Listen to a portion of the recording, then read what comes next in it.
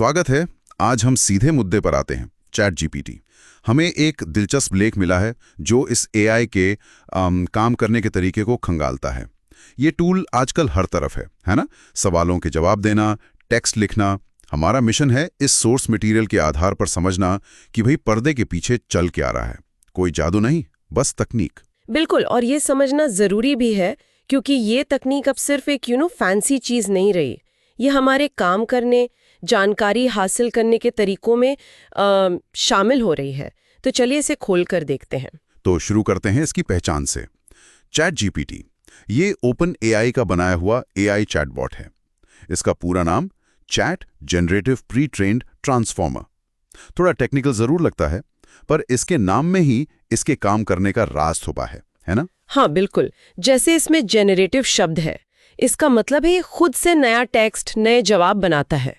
ये किसी लाइब्रेरी से जवाब निकाल कर नहीं देता, बल्कि शब्दों को बुनकर तैयार करता है। अच्छा। और प्री ट्रेन का मतलब है कि इसे असल दुनिया में इस्तेमाल करने से पहले ही इंटरनेट से लिए गए भारी मात्रा में टेक्स्ट डेटा पे ट्रेन किया गया है। किताबें, लेख, वेबसाइटें, कोड, बातचीत, सब कुछ। बाप रे, मतलब भाषा की समझ और दुनिया की जानकारी इससे पहले ही दी जा चुकी है। हाँ बिल्कुल। यानी इसने लॉन्च होने से पहले ही बहुत पढ़ाई कर ली है। लेकिन सोर्स बताता है कि सिर्फ पढ़ना काफी नहीं था। ट्रेनिंग के दो मुख्य चरण थे। पहला तो ये प्री ट्रेनिंग हो गया। दूसरा चरण क्या था और वो क्यों जरूरी था? हाँ, दूसरा चरण है फाइन ट्यूनिंग, और यहीं पे इंसानी दखल आता है। इस प्रक्रिया को कहते हैं reinforcement learning with human feedback या RLHF। RLHF। हाँ, सुना है इसके बारे में।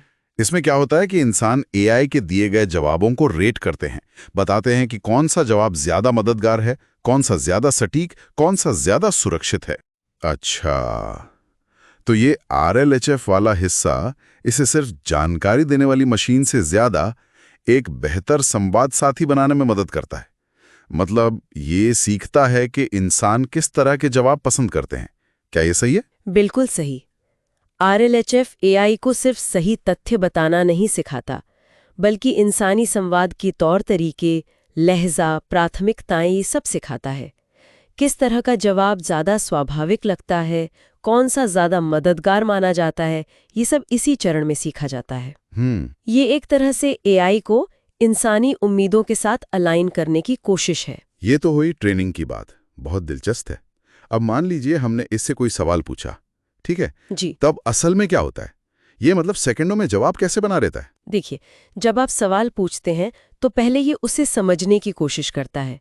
इसके पीछे है ट्रांसफॉर्मर आर्किटेक्चर नाम की एक बेहद शक्तिशाली तकनीक। Transformer architecture? हाँ, ये सिर्फ शब्दों को अलग अलग नहीं देखती, ये पूरे वाक्य या पैराग्राफ में शब्दों के आपसी संबंध और संदर्भ को समझती है, चाहे वो शब्द एक दूसरे से कितने भी दूर क्यों ना हो वाक्य में। अच्छा, यानी ये समझ जाता है कि किस शब्द पर ज्यादा जोर देना है या वाक्य का असली मतलब क्या है। हाँ, कुछ वैसा ही ये ट्रांसफॉर्मर मॉडल ध्यान देता है कि कौन से शब्द ज्यादा महत्वपूर्ण है और उनका बाकी टेक्स्ट से क्या लेना देना है।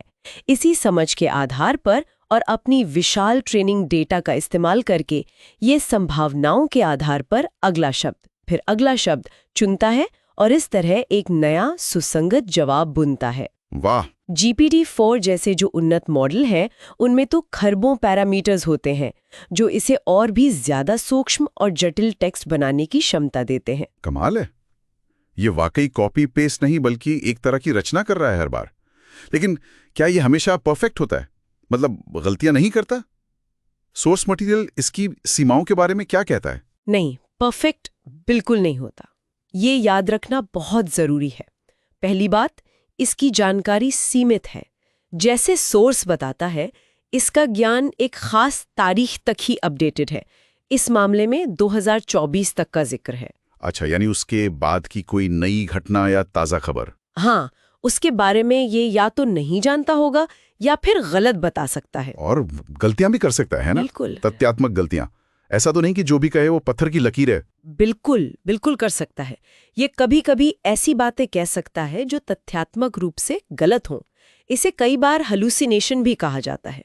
वो पूरे आत्मविश्वास से गलत जानकारी दे सकता है। ओह, ये तो खतरनाक हो सकता है। हाँ, इसीलिए ये एक शक्तिशाली सहायक जरूर है, इसमें कोई शक नहीं, लेकिन इसकी दी गई जानकारी पर आंख मूंद कर भरोसा नहीं करना चाहिए।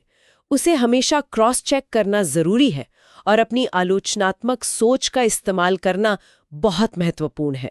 बिल्कुल सही कहा। तो कुल मिला के अगर हम संक्षेप में कहें, चैट जीपीटी कोई जादू की छड़ी नहीं है। ये एक प्रभावशाली भाषा मॉडल है जिसे भारी डेटा और फिर इंसानी फीडबैक से ट्रेनिंग मिली है। ये सवालों के जवाब बना सकता है, टेक्स्ट लिख सकता है, कोड लिख सकता है, लेकिन इसकी जानकारी सीमित है और ये गलतियां कर सकता है। सही कहा, और ये हमें एक अहम सवाल पर सोचने को मजबूर करता है ना?